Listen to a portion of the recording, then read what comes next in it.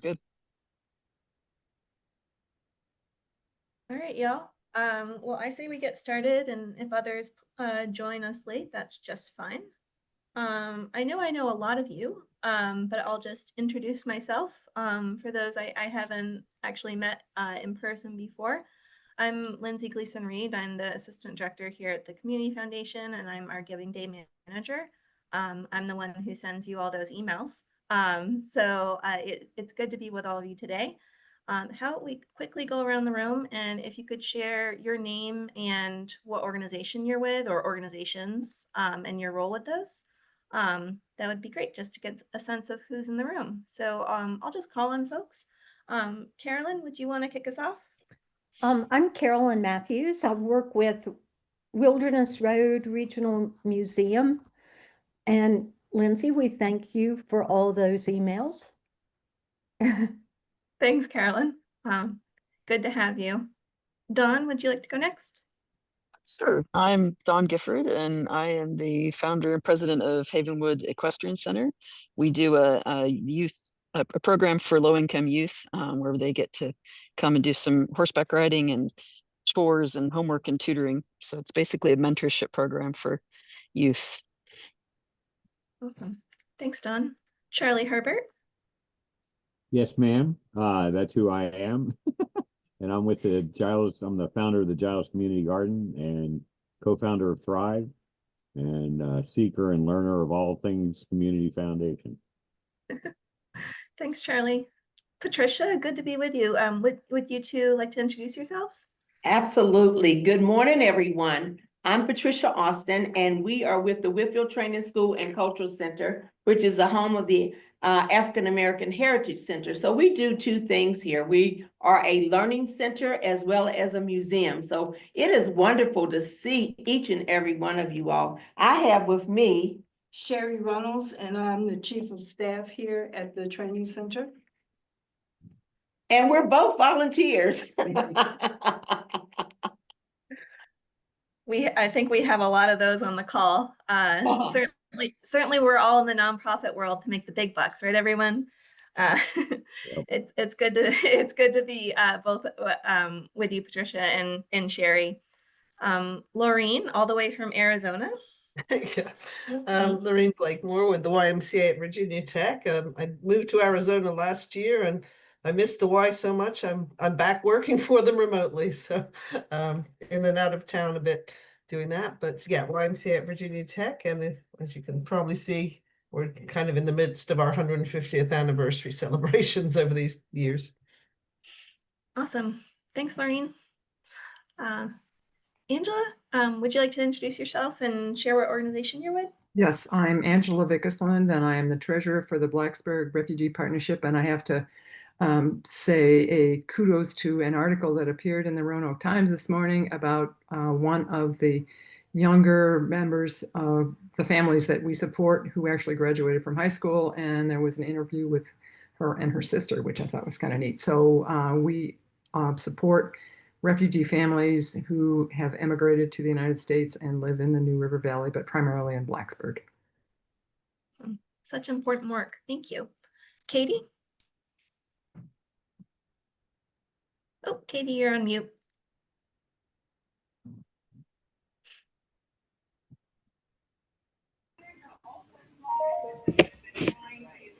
Okay, let's try this again. I'm Katie Dinger. I am the president of Blessings with Love. We erect and stock blessing boxes around the New River Valley and all the way into West Virginia occasionally. And I'm happy to be here. Thank you. Glad to have you.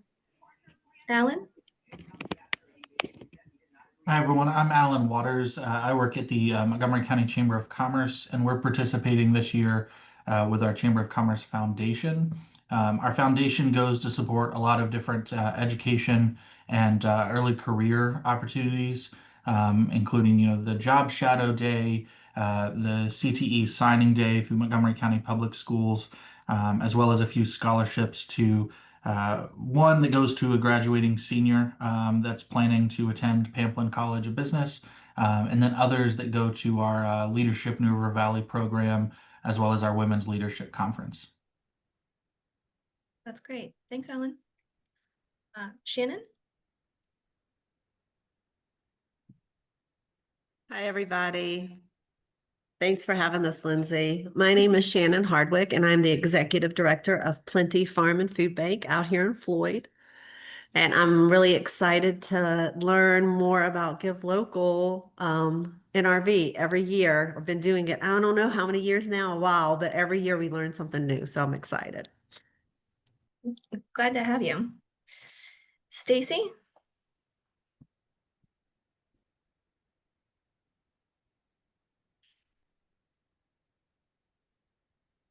Stacy, if you're there and talking, we can't hear you. You're on mute.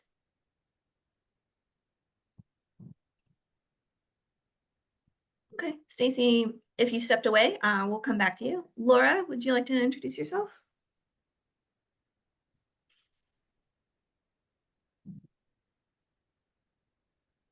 Been with the Community Foundation, and like Shannon said, I learn stuff every year, and we've been doing this for a long time. So I'm glad you're hosting this, Lindsay. Good to have you with us, Laura. And Stacy just shared that she doesn't have a microphone. Gotcha, Stacy. Glad you can hear us, though. I can just share that that Stacy is with the Brock Hughes Free Clinic, and that's out in, is that in With, Stacy? I'm blanking, but they're doing great work over there. Yes, in Withville. So great to have you here.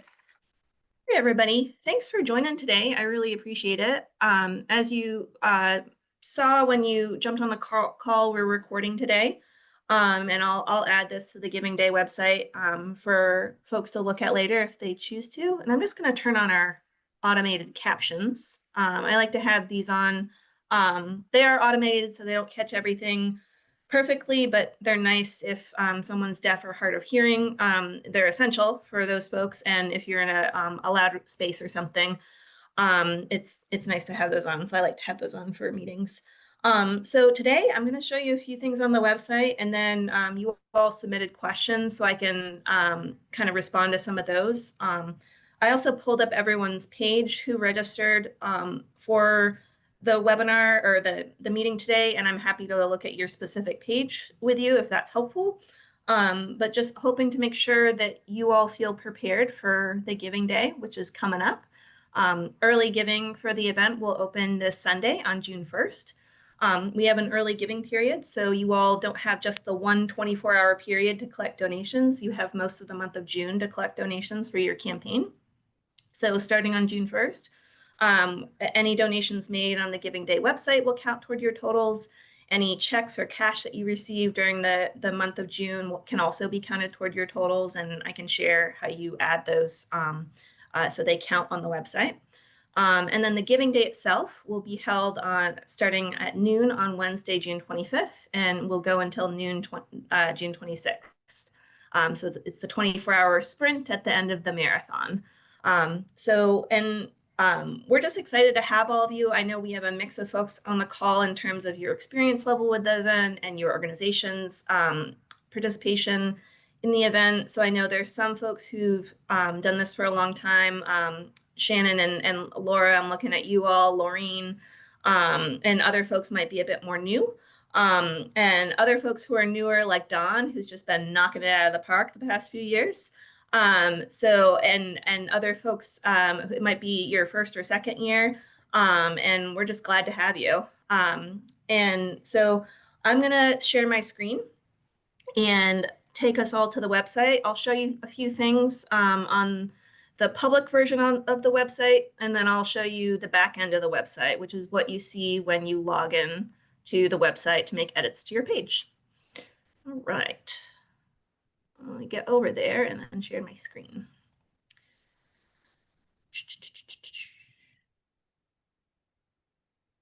All right. Can everyone see that I'm sharing my screen? I have the Giving Day website up. Okay, great. And just unmute to ask questions. You can also add them in the chat, particularly, of course, for Stacy, but feel free to unmute and ask questions if you have any. So I want to show you a few things here before I log into the system. So this is what any member of the public would see when they go to the Giving Day website. So it's GiveLocalNRV.org. And right now it's in the pre-early giving mode. It's going to switch over to have a few different things on this homepage once early giving turns on at midnight on Sunday, but it'll look basically the same. So just has information on the event, our sponsors, that sort of thing. The place that I want you all to make sure that you at least visit once is under this nonprofits tab. So when you click here, you'll see a bunch of pages that you can click on. First one is a list of all of our participants. So head here to see what size organization you fall into this year. Every year after sign up for the Giving Day closes, we divide everyone into 3 groups: small size organizations, medium, and large size. And this is based on your budget that you submitted when you registered. These sizes are for 2 different grants that we have: most money raised and most unique donors. For each of those particular grants, you'll compete with organizations within your size group for a chance to win $1,500. So take a look at this before the end of the week and let me know if you're in the right category. These are the categories here, so just make sure you're listed under the right place. If you need to switch, please let me know by tomorrow. I want to have those lists set before early giving starts. So take a look at those, and then you can see the full list of participants. Additionally, if you work in the areas of education, the environment, and arts and culture, we have 3 new grants that this year funded by donors that you'll be eligible for. So take a look to see if you're on those lists as well. So that's step 1. This is your homework assignment. Step 2 is to visit the nonprofit toolkit. So it's just a 2-step homework assignment process. So this is where I try to put any kind of materials, guides, graphics that I develop for you all to use. So there's a good place to start, and you probably got a version of this when you signed up for the event. It's a Giving Day guide. It has, it's meant to kind of be your intro to the event and has a lot of details in there about things to know. So check that one out if you haven't taken a look at it. You could head to our webinar recording library where any online session that we've had, any short video that we have can be found there. We have short trainings that are around 20 minutes each. We have longer trainings that will be about 50 minutes to an hour. So there's a lot of stuff there. If you're more of an auditory and visual learner, that might be helpful for you. Scrolling down, I have checklists, I have guides. A really important one is to know what donations count for the event, and I can go over that in a moment. There's a goal setting guide to think about how you set your fundraising goal.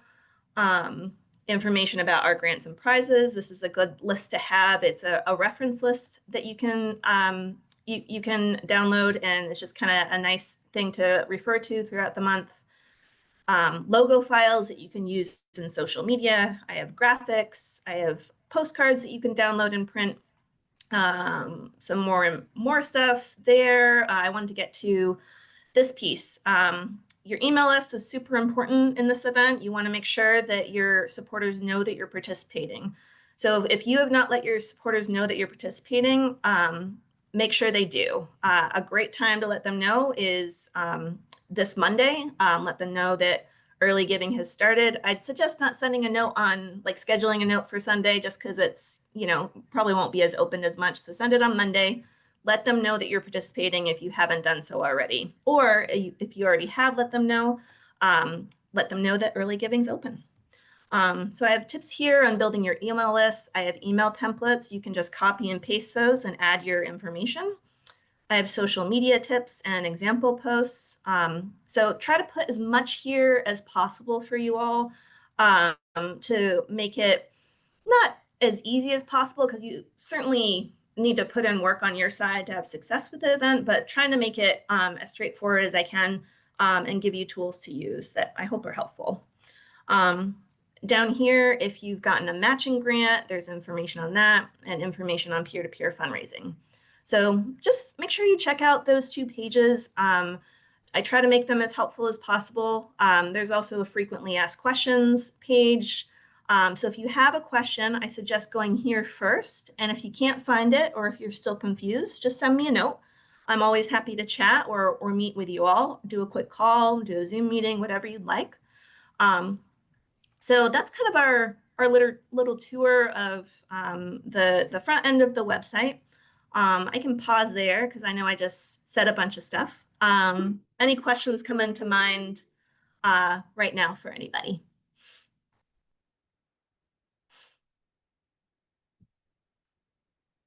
Okay. And just remember, if you have a question, someone else probably does too, so don't be shy. All right.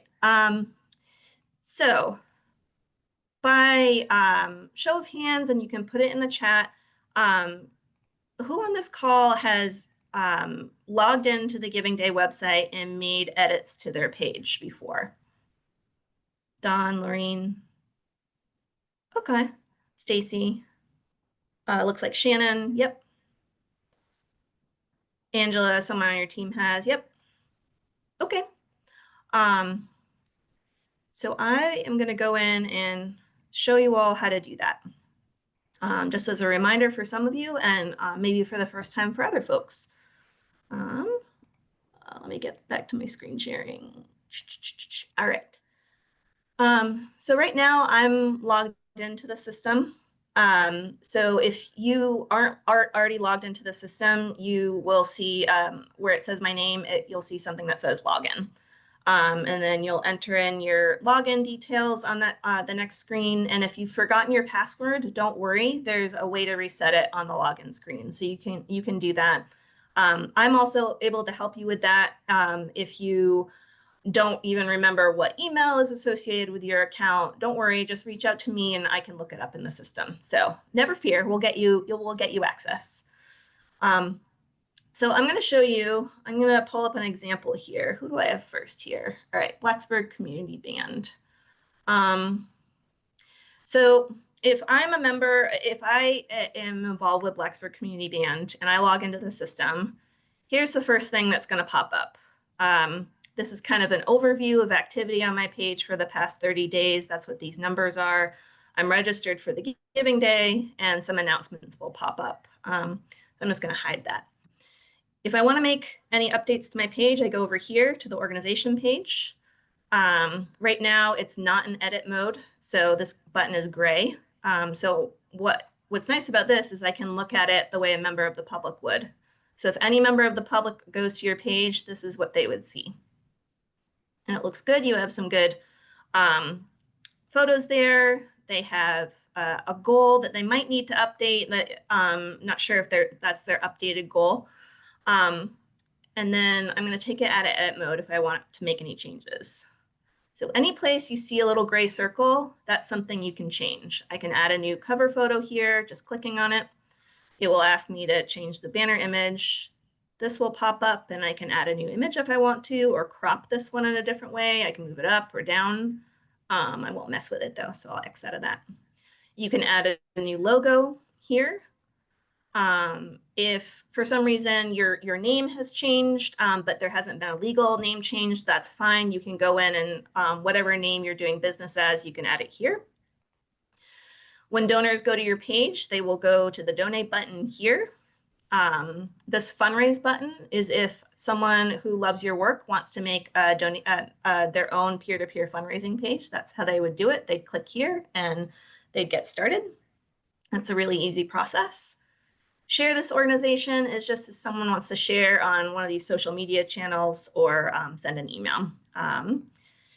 This next one is where you can edit your goal. So make sure that you all are, I think you don't have to show your goal. I think it's important to. That's part of the functionality of this website is helpful for donors to see that progress towards your goal. So this is, it looks like a past campaign that they had.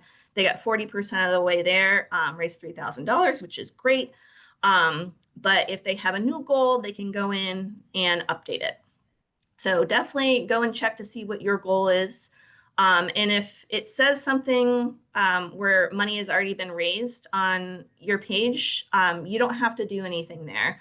On June 1st, everyone's organization page is going to reset, and it's going to say 0 raised by 0 donors because we start the clock over again on June 1st. So you don't have to make that change. Just go take a look at your goal and make sure that's accurate.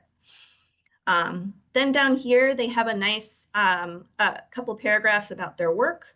I really, really like that they say why they're raising 7,500. They made it specific. So anything you can do there to tell your donors why you chose this goal. Don't make it random. Don't just choose 5,000 or 10,000 because it sounds good. Tie it to something if you can. It's helpful for donors, and it helps you with your messaging, and you can tell the story of why you're asking for money now and why you're asking for you're trying to raise the amount that you're raising. So be as specific as possible in here. It's always nice to add a few photos like they have here. You can also add photos down here if you'd like. So there's all kinds of things that you can do there. And I'm going through this kind of quickly. I'm happy to follow up with any one of you to help you finish up your page or answer any more specific questions if you need them. A big thing, always make sure to save this once you've made any changes to the text. I can't tell you the number of times I've made an edit here and not saved. So don't worry, you're not the only one who might make mistakes on this website. I also do that. So just make sure you're saving it. And then you can go back up here and check out what it looks like to anyone stopping by your page. And it looks really nice. Yeah. So I'll pause there. Any questions about any trouble anyone's run into with editing their page, or any questions that are coming to mind for y'all? Just the logo has to be really small, doesn't it? Because I know ours get cut off. The logo, I think, what's one by tricky one there is it something. has to be square. Yeah. And what's tricky with yours is more horizontal. Yeah. Yeah. We have to, It's such a we great have to- logo, but yeah, I you have to do some adjusting there. I had that problem. I just added white space top and bottom to make it square. Yep. Yeah, that can be a pretty easy fix to do in something like Canva. But yeah, that can be a pain, Laureen.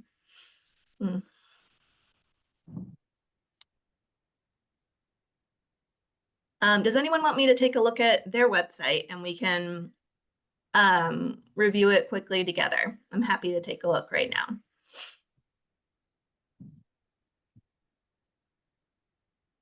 Patricia asks, what is the Join Us tab for? Good question. So let's see what they have there. Yeah, it looks like this is kind of a recruitment section of the website. Not everyone will have another tab here that you can go in and add another tab. You can go in and rename the tabs. You can add a new one.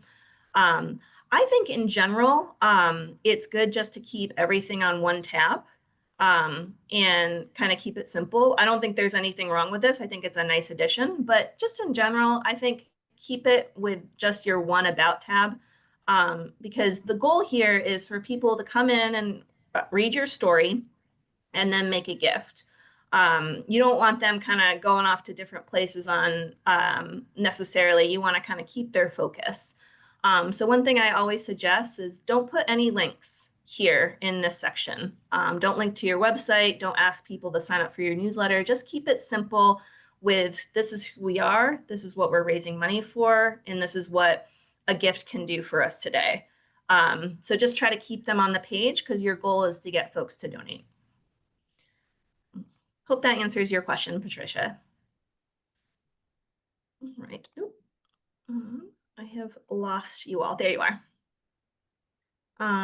Any other folks want me to go to your specific page? Otherwise, I can move on to showing you how to enter in an offline gift. Okay, let me know. I'm happy to switch over to a page if you'd like. So what do I mean by offline gift? So the three types of donations that we accept for this Giving Day event are online donations made only through the Giving Day site. So if a gift comes in through your website, that cannot be counted toward your Giving Day totals.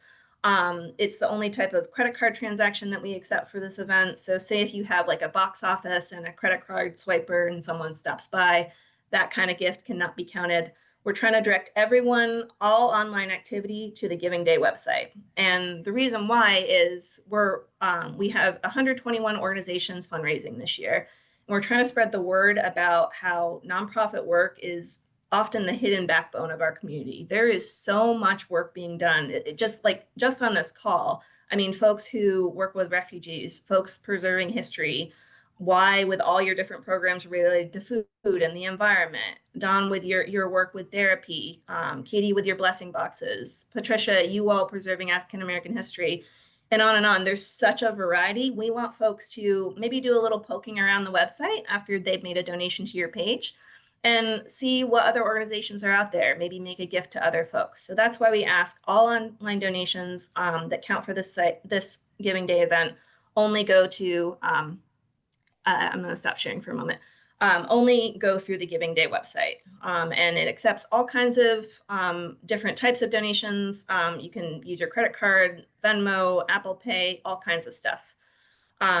There is a fee for every donation, like most online donation processors. Donors can choose to pay the fee, or they can opt out of paying the fee. And I can show you that when what donors see when they make a gift. The fees just went up a little bit this year. They're now at 7.4% plus 30 cents each transaction. So if it's a $100 donation, the donor would be asked to pay an extra $7.70. We find that last year it was something like 95% of online donations paid the fees. And what do those fees go to? They go to paying for the Giving Day platform, which is offered by the organization Mighty Cause. They are partners in this. So they offer the Giving Day software and everything that it does, all the functionality of not only just processing donations, but having your organization page, offering peer-to-peer pages. There's a ton of different things that you can do on this website. So the fees help pay for that. They help process the credit cards. And then there's also a 1% fee that helps pay for marketing and advertising for the Giving Day event. So if folks don't want to pay the fees, then, I'm going to say no. Then the fees would just be taken out of the donation and your organization would get something like, I need to do math, $92.30 of the $100 fee. But again, most people pay those. So just to show you that piece. Now, if you have a donor who does not like to use their information online, is not comfortable, or just doesn't want to pay the fees, that's why we have offline donation. So that's either someone giving a donation by check or by cash. Now for checks, those have to be received by your organization, dated, and added into the system to count toward your Giving Day totals in the month of June. So if you get a check on June 2nd and it's dated May 29th, unfortunately, it can't be counted toward your totals. And I know that stinks, and it happens every year. It happens at the Community Foundation, and we run the event. So you think our donors would be the experts, but people just forget, or they're like, I don't want to forget to do it, and they send the check. So just know, we know it's disappointing, but still counts as a donation to your work. And then cash, it's the honor system. We don't need you to send pictures of, serial numbers and stuff. But we know that a lot of times if someone's just stopping by, like an event you're having, and they have $5, they can put it in a jar. It's just kind of nice to be able to collect that. So that's why we offer the option to those two offline donations. Some Giving Days just only, and I get it, only asked to do online donations, but we like to have the flexibility. So when you get a check, here's how to add it into the system. And this back end of the system is going to look the same for all of you, essentially. The numbers will be different, but just know that this is a very similar experience when you log into the website, as I'm showing you here. When you add in an offline donation, you're going to go over here to fundraising tools. Wait, is that what it is? See, even I get it wrong. reports. Oh, I lied. Okay, it's under reports. And then offline donations. And then you're gonna add one right here. Okay, so if it's a check, it's kind of nice because you have a bunch of this information. And I'm Lindsay and I'm making a donation, $50. Source only check, cash, or check. There's a bunch more in the system just because Mighty Cause works with organizations all over the country that can accept these types of donations, but only cash and check are accepted for this event. So I gave by check. You do not have to add an email. It is nice to add an email if you have it, just because next year you can follow up with folks and ask them to give again. Or ask them if they want to be added to your mailing list and so forth, but you don't have to add it.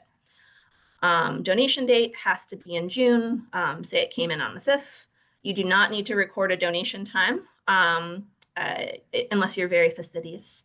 The rest of this, you don't have to add in. You're welcome to. This would only be for your own records, and you would have it stored in the system, but you don't have to do that. Last pieces that you might need to do. If someone likes to give anonymously, click this and it will show as anonymous gave $50. Click this and it will just show anonymous and it won't say anything. Or you could have it say Lindsay gave, but not how much I gave. So if you know that donor's preference, you can adjust it there. All right, then you would go to complete donation. Maybe. What is it wanting me to do? Complete donation. Oh, your donation date cannot be in the future. That makes sense. Okay. So complete donation, and you will see it appear here almost immediately. Now, say you've made a mistake and you're like, Lindsay didn't get $50, she gave $500. You can't edit it, but you can delete it and start over. So I'm just going to delete this because I didn't actually give. So delete that. Are you sure? And there it is. So it's back to normal. And I see I have a question in the chat. What was the check donation amount where it needs to be sent for verification? Oh yeah, Alan, yes, thank you for prompting me with that. So this event, we're gonna get probably more than 4,000 donations to this event this year. That's what we got last year. I think something around 800 of them were checks or cash. So the majority come through the Giving Day website, but we have a big chunk that come in as checks or cash. Anything that's over $1,000 will need to be manually approved by the Community Foundation team. So anything you're putting in under $1,000 will be automatically approved by the system. We do check it to make sure that you're not entering things that are not cash or checks. If you do, we'll just check in with you and ask if that was a mistake and just ask a few questions. But if the donation amount is over $1,000, and this is just for checks, if someone's walking around with $1,000 cash and gives it to you, delightful, but we're not going to ask questions about that necessarily. Although we might ask who's this donor. Very exciting. So with a check, and I would suggest doing this with all checks, maybe just for your records for this event. Make a copy of the whole front of the check every time you get a donation for your Giving Day campaign. When it's something that's over $1,000, black out the information, like the account information, and email it to me. I will verify that the date and the amount are correct and that it's to your organization, and then I'll approve it in the system. We do that because sometimes the different grants or prizes are super close. And it's one check that we have on offline donations just to make sure that everything's in order. Sometimes it happens that the date is in May and we can't accept it. That's pretty rare, but it's just one way for us to kind of check in on a small percentage of the offline donations come in. So anything over 1,000 we need that confirmation, and you can send it to me. Does the check need to be deposited before the end of the month? No, it does not, Angela. Good question. But it has to be entered into the system by noon on June 26th account. Every year we have someone put in a big check, and we'll frantically email them toward the end of the Giving Day of, do you have the verification? Will you send it? And they don't get it to us. And so of course it's still a great donation for your organization. It just means you might miss out on a grant or prize if you don't enter in that information. So just make sure you get, every time you get a check-in, send it in, add it into the system rather. And if it's over 1,000, send the information to me. People often ask, we got a check, but it doesn't say specifically for the giving day. It's just sort of like general fund. That can be added to your giving day totals if you are not, in most cases. But say you're fundraising, say you're a food bank and you're fundraising to expand your hot meals program, and the check comes in and it says for pantry, only for your pantry. Don't add that because it's not toward the campaign goal, because they're two different purposes. But if it's just for like general purposes, you can add that to your total. That's fine. Charlie wants me to add how to add cash donations. Happy to, Charlie. All right, I'm gonna go in and, well, all right, am I sharing my screen? I think I am. All right, excellent. I keep losing you guys. There you are. All right, Charlie, I'm gonna go into, where are you all at? Montgomery County, Floyd, there's Charlie. All right, Charlie. So when you go in, you're gonna go to, this is the page that will automatically default that you'll see. You'll go to reports. Then you're gonna go to offline donations. It's up here at the top, add offline donation. And then I'm gonna add in a cash donation. And here it only asks for first name and the amount of money. If someone just dropped it off and you're like, I don't know who that was, just, write in Jane Doe if you want to, or make up a fun name. Maybe, oh, Taylor Swift gave, exciting. So if you don't know the person's name, you can just add one, that's okay. But if you have the information, please add it, add the amount that they gave. If you have their email, again, with a cash donation, you might not. It is nice to have for your records, but it's not required. The rest of this, not required. Make sure to hide their name if they don't want to be publicized and so forth. And then you complete the donation. And there, Taylor Swift. She could probably give more, Charlie, but just think of this as her initial gift before the big gift. And then I'll show you another thing. It will appear on your page that, oh, hold on, Charlie doesn't have that turned on. I'll just show this. You can turn on giving activity. And I'm just going to show you what that looks like. So when you go to the page, this is information about Charlie, and these are all the people who've given in the past year or so. So you can turn that on. I think it's really nice to have on because it just shows who else is given and that, that other folks are involved. So I think it's nice, but you don't have to turn it on if you don't want to. I'll turn it back off, Charlie. Yeah, so that's how to add that in. So I know I've been chatting at you all for a while. I know folks had specific questions about matches and peer-to-peer campaigns. So I'll go in and I'll review those to show you all those. And then afterward, I'm going to send out links to all this stuff. I know I'm going through it quickly. I've been doing this for 4 years, so I'm quite familiar with the website, and I probably do it maybe a little bit too quickly. And so I'll send out links to all of it. And then if you're still like, what did she do again? Again, please reach out to me. Always happy to chat. All right, so I'm going to go in and first show you what a peer-to-peer page would look like. And who specifically asked about that? Carolyn, you asked about that. So I'm going to go to the Wilderness Road page. That is with Phil. There's Wilderness Road. Okay. So Carolyn, this is what the page looks like to any member of the public. So if you're logged out of the system, this is what it would look like. So again, this is where a donor would go to make a gift. This is where a donor or supporter would go in to make a peer-to-peer fundraising page. You click on this and it's going to take you through a couple steps. You're going to go to get started, and then you're going to build your fundraiser. And voila, you have your very own peer-to-peer fundraising page. So it's pretty easy. It's very similar to how you would update an organization page, in that any place where you see something gray, you can go in and add something. So here, what I would strongly suggest is Carolyn's, something like Carolyn's Wilderness Road fundraiser.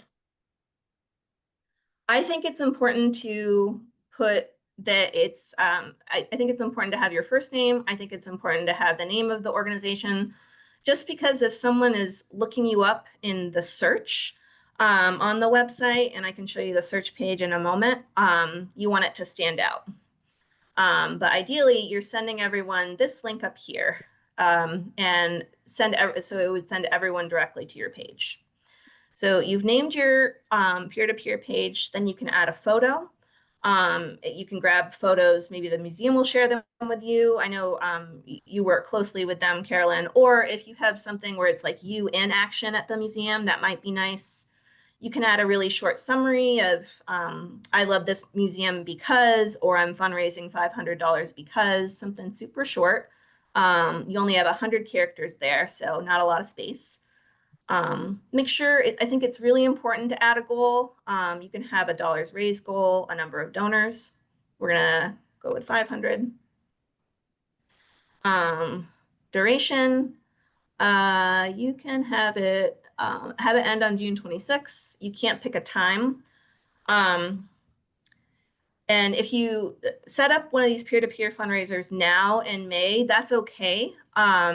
It will, any donations, if you happen to get a donation in May, it won't count toward your giving day totals, but it will still show on your page. But the official count for anything raised on this page will start on June 1st, just like your organization pages.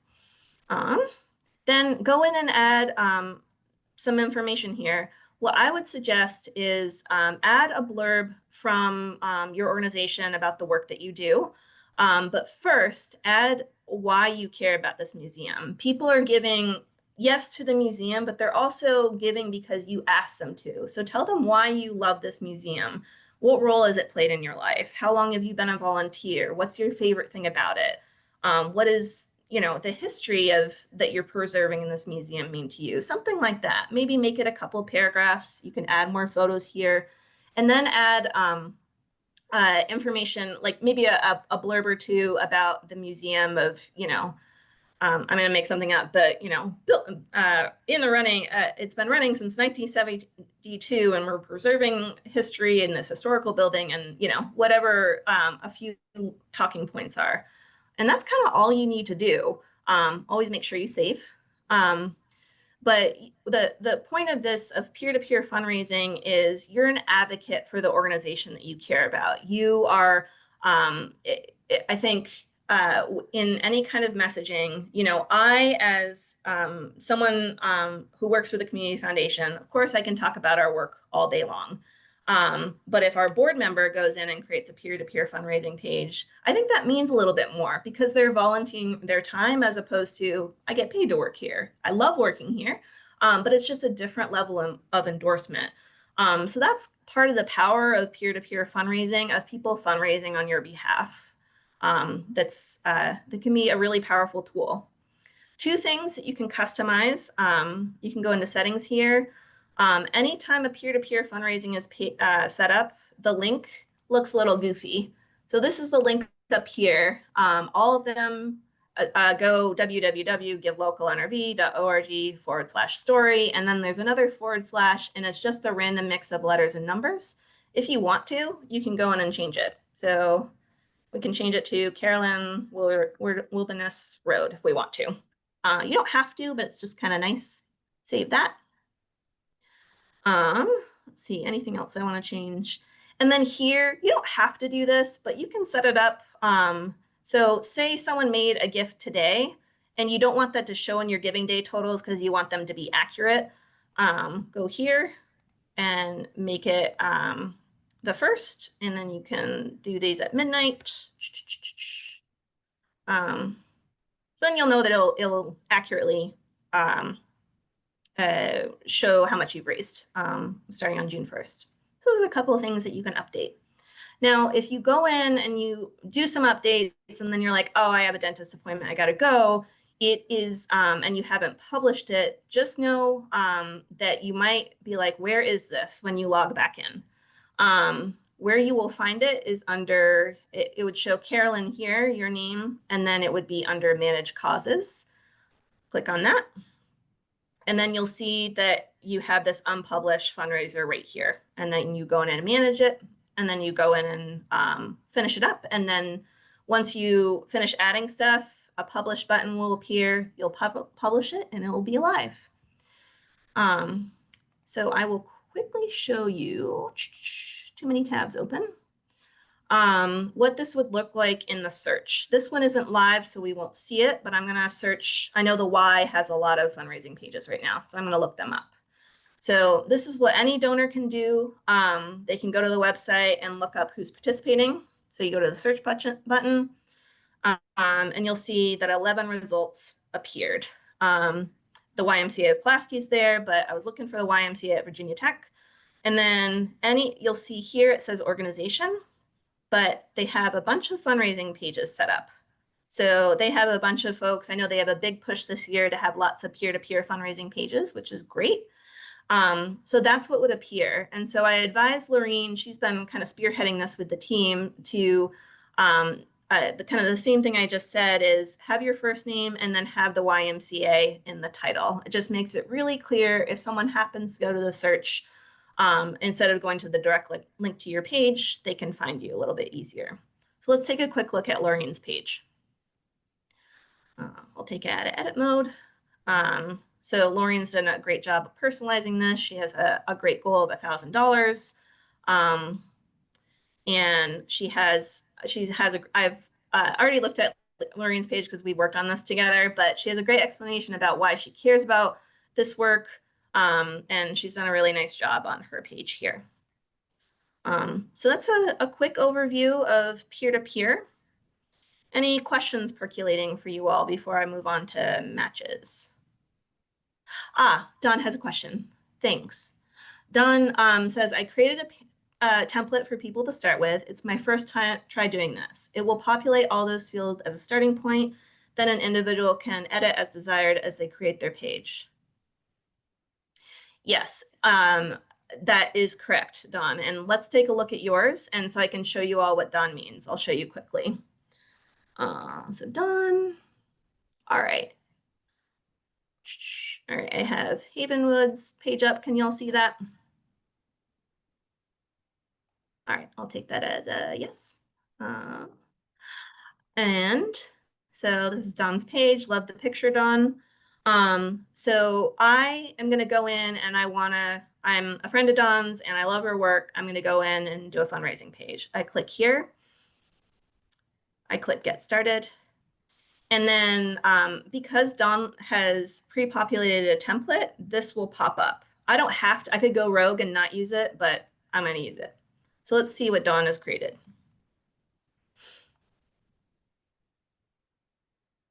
This is awesome. Yeah, this is great. I really like that you have the banner photo here. I think it is nice to add text here. You don't have to, but it's kind of a nice way to make some large text at the top. What I would do for here is say, I would just put Lindsay at the front.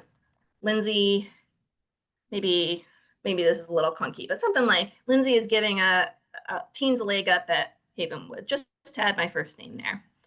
The template has a $200 goal. I can keep that or change it. And then Don has a great kind of boilerplate language here, which is perfect. And what I would do is share a few lines up here sharing why I'm fundraising. Because you're right, Don, it's that personal ask to folks. I, Lindsay, am a fan of this organization and I'm directing you all to my page.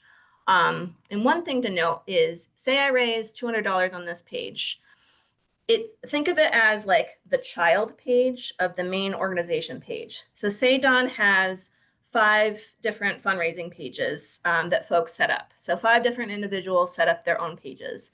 They all raised $200. That $1,000 will be reflected in Dawn's overall total here on her main organization page. So it will count toward this $4,000 goal. Think of this as the parent page, and all her 5 children are out there fundraising, and they all feed up to your goal here. And it's not double counting, it's just showing overall how much has this organization raised between its efforts on this page and its advocates doing the peer-to-peer pages. Okay. All right, I'm going to go in and show how to add a donor match. I know Shannon asked about that. Let me find Shannon. And I'll go in and show you that. Now, let me see. I know you have an event page too. Okay. I think the match has to be, yeah, I guess you can add it in either place. I was just making sure where you could add the match. You can add it. I added it to our event page I created, and I wanted to make sure I added them right because I have 3. Yep. And they should be piggybacking. So when one is completed, the next one takes on. It's the first time I've had more than one. Yes. Yeah, so it looks like the first match will open on June 1st, and you have a fantastic board matching. Yeah, we do. Yeah, and we may have already talked about this, but did you get all your board members to chip in for this 20,000, or is it just 100%? Yeah, 100%. Everybody. That is awesome. Yeah, That's such a great metric to aim for, of having everyone chip in something. So this is in total what Shannon's board at Plenty is going to contribute. And oh, you can edit the match. I didn't know you can edit it if you wanted to. That's nice. So if you make a mistake, that one's nice. You don't have to delete it and start over again. You can go in and edit it. So the way that Dawn has set the, pardon me, not Dawn, Shannon has set this up is the once anyone outside of her board has raised $20,000, this board match is going to trigger on the website. So as soon as $20,000 has been reached from other folks outside of her board members, the $20,000 will be added by the system. So then her amount raised will show here as $40,000, which is very exciting and gets her extremely close to her goal. Let me go back to matching the grants. Then this next match will start when another 2,000 is raised. And once that's over, then another 1,000. This is awesome, Shannon. Great job. Awesome. Thank you. And so these are obviously super impressive numbers. Do you have to have a $20,000 match for success in this event? Absolutely not. Something as low as $200 can be compelling to donors because part of, I think, one of the compelling things to give for the Giving Day in general is you're doing a fundraising campaign now because you all have the chance to win extra funds from winning a grant or prize, right? So that's one carrot to say to the donor and tell them, we're reaching out to you not randomly, we're reaching out to you with this purpose because your gift combined with others could potentially help us win more money. So that's kind of one of the big reasons why folks participate in this event, right? And this is also a great opportunity for a match. You don't have to have a match to be successful. No one needs a match to be successful, but they are really easy to use in the system and they are really compelling. So Shannon has this extra thing in here of not only can she potentially win extra grants and prizes, or rather Plenty can, but she has coordinated these matches to further incentivize donors. So Lindsay, can I ask Yeah. a logistical question? For sure. So she's got her boards contributing that amount. Have they already given that money? Do you enter it in early and it just shows up on the leaderboard once the match has been met? It's the logistics of that because you can't wait until the end to get that money in. But I don't want it to show it before the match is being used, right? Yeah, and that's a great question, Dawn. And that depends on how the match is set up. With this, with how Shannon is doing it, Shannon, do you want to share a little bit how you've approached this? Well, first, what I'll say is, say you have 10 people on your board, and Shannon, you can tell us what you've done after I give this example. Say there's 10 people. They've all pledged this money totaling $20,000, and then they're all going to come in June and give their checks. Shannon Shannon can hold on to them until the match is met, and then she doesn't have to enter those into the system because the match will just trigger the money. But we then she'll be able to, I mean, she can already cash those checks, but I guess a better way to put it is you don't have to hold on to the checks the whole time. Just have copies of the checks in case we ask about any donations. So that's how I would approach it. Shannon, and people can also make their donation online if they want to. But I think in most match cases, they usually go in and give checks. Shannon, do you want to share a little bit about how you all have approached it? I did it pretty much exactly the way you said, because I called you up and I was like, okay, how do I do this? So all my board, I would say the majority in kind of in a separate location of all the checks coming in, making sure they're written in between that June 1st and June 26th. And then as soon as I get several of those, I'll go ahead and put those in the bank. But yeah, when I go in to put my offline donations on, I don't record those because they're already counting in the match. Yep. Okay, that's the part I didn't understand is you don't have to go in and it's part of the match. It just comes in if you've set it up. Yeah, Okay. for sure. I'll stop sharing. I know we're close to time. I'll share a couple more things, and I'm happy to stay after 12. I know folks might have a hard stop, but so feel free to head out if you need to. I'll share two things. So Carolyn asks, if we meet our goal before the giving day ends, is it possible and useful to increase the goal? Absolutely. How I would suggest that, Carolyn, I think you all had listed on your page, you're raising $3,500. I don't know if that's this year's goal or last year's, just check in and make sure that's accurate. But say you all hit 3,500 in the early giving period. So by June 20th, you've already raised that money. Go in and increase it. And that's a judgment call. It could be, maybe we'll increase it by 1,000, maybe it's a couple hundred, whatever you all think might be, pardon me, coming in. And then send an email to your supporters and say, because of your incredible support, we've already met our goal. Can you help us reach our stretch goal? So that's a way to talk about it. So that's what I would suggest there. Absolutely go and increase the goal, and do the same if you feel like your campaign isn't going as well as you wanted it to. I know everyone has best laid plans, and then something comes in and you aren't able to focus on the campaign as you wanted to. So say the Wilderness Road Museum was in the position of they had that $3,500 goal, but they've only raised $500 and it's the day before the giving day. What you might do there is lower it down. Maybe you do 1,500 or 2,000. You don't have to, but you can if you want to. So just know you have that flexibility if you care to do it. Some people might just keep the goal because you've already publicized it. It's sort of up to you. Last thing I'll say, a couple people asked about promoting the event and what's the best way to promote the event. A couple things there.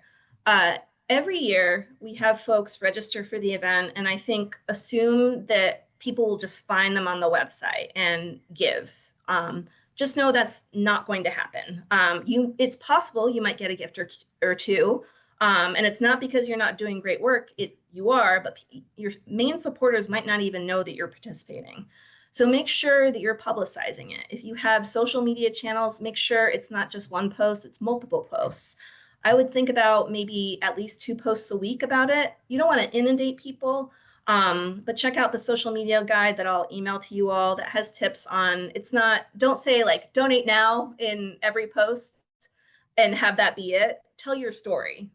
In Dawn's case, maybe you can share a testimonial from a student, a short one. And if you have a photo that you can use, and then can you give $5 today? Or again, with Dawn, we served 14 students last year and share the data. So vary your posts and talk about what you're doing. Tell people what you're fundraising for and what your goal represents. Then also use email. Yes, we all get a lot of emails, but you all have folks that you can send notes to. Maybe you have a regular newsletter that you send. Maybe you have emails from past donors. Maybe you have folks who've been to events before. maybe you don't have like a really robust email list yet, but maybe you have your board members, volunteers, and a list of folks that you can send notes to, who your friends are, who your neighbors are. And people will tell you if they want to be removed from the email list. But people also want to help you. They know that you're passionate about, if they know you, they know that you're passionate about your work. If you know Charlie Herbert, you know absolutely that man runs the Giles Community Garden and he's going to get you to volunteer there, right, Charlie? So he's that kind of person. He's always advocating and talking about his work. So make sure you follow up with those folks and send them a note. Send them a few emails that month, and maybe put in the note, you'll receive a few more emails from me this month. This is not going to be our regular communication. It's just because of this event that we're fundraising for. If you don't want to get these notes, let me know. But your inbox will go back to normal in July. Maybe something a little bit more elegant than that, but just let people know. You'll hear from me a little bit more, and this is why. And then you can have a cadence where it's like, something goes out on June 2nd, early giving is here, please donate. Maybe in another week, you can say, hey, we've raised $700. Thank you so much. Can you help us get to 1,000 by the end of the week? And then on the giving day itself, make sure you're sending a couple emails on Wednesday and on the 26th. And you know your supporters best. So a lot of organizations send out a lot of notes. Others send out a handful. It's up to you and the amount of time you have. There's not one secret sauce and number of emails to send necessarily. If I had that information, I promise you I would tell you if I had the magic key. But the most important thing is make sure that your organization page is up to date, and make sure you're telling people that you're participating. Make sure everyone on your team knows. I know sometimes a lot of folks have small teams, but you can all be doing different things. Make sure they all know.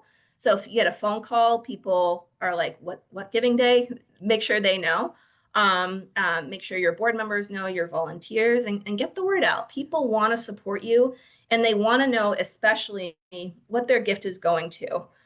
So the more specific you can be, the better off you'll be. Just think about yourself receiving the note that you're going to send out. Is it compelling? Does it tell your story? If I'm not super familiar with your work, does it give me those details? Tell them why you're emailing now, because it's an opportunity to win some extra money through the giving day. One more question in the chat, Laureen. So Laureen has set up a team for her peer-to-peer fundraising pages. What's the difference between a team member page and a fundraiser page? That's a good question, Laureen. I think they're essentially the same. I think it might just be semantics there, but I think it's very similar functionality. Okay, Yeah. so no reason to do one or the other necessarily, because it I don't looked like the think template was the same as well. Yeah, I think it's probably the same. I can take a look after this, but I think it just might be semantics there. Okay, thank you. Yeah. And a team page is when you don't have to do this, but you can set up a team page if you have a lot of folks who want to do the peer-to-peer fundraising, and they can all kind of compete against each other. So my page has raised 500, Laureen jumps ahead to 600, and just kind of a fun way to encourage competition with your supporters, but you don't have to do that. But Laureen's trying it out this year, and it looks really great. And she and I both learned a lot about how to do it. We learned that together last week. So yeah, let me take a look. I know we're over time. Oh, this is a good one. What's the best way to follow up with donors after the event? That is a great question. Please follow up with your donors after the event. So if someone gives a gift online, they will automatically get a tax receipt sent by the system because the donation is being processed through Mighty Cause. They will get, that's what will show up on their credit card or Venmo or however they pay. And those are the folks who will send out the tax receipt. If you have someone give by check or cash, you all are responsible for sending out the tax receipt. But things to do after the event, if you have any social media, post how much you raised and thank your donors. Don't assume they're just gonna go back to your page and know. Make that post. Send up a follow-up email to all of your supporters saying, this is how we did. Thank you to everyone who shared or liked a post, who gave. and send that to everybody, not just people who gave. And then with donors, you can do a couple different things. It depends on how many people gave, but you could send them kind of one note thanking them again. And maybe you have a next step in there, like, can you follow us on social media? Can you come to our event in August? Sign up for our newsletter, that sort of thing, or volunteer with us. So think about what you want to ask them to do next. And then you could also do what I think is a nice touch, something that we do at the Community Foundation, is we have our board members all help us write handwritten notes to everyone who gave. Last year we had a lot. It was, I want to say, like 60 donors. So that was a heavy lift for a 4-person team. But we spread it out among all of our board members and they all took a few. And what we do is we print out a spreadsheet and we say, you know, Dan Gleason gave $100. That's Lindsay's dad. Can you put a little something in the note about like, that you know what the relationship is. So you personalize it a little bit. So we all helped work on that, but I think our board members took care of all those last year, which was awesome. And you certainly don't have to do that, but I think it's a really nice touch. You know, we live in such a fast-paced world, and having that follow-up come in the mail, I think is nice. It's certainly email is great, but if you could do that extra touch, I think it's nice because it shows that you took the time. I like to save all the thank you notes that I get from nonprofits just as examples for later, because this is the work that I do. And I always just appreciate that touch. So not a must do, but it's a nice one to do. So that's what I would suggest for follow-up.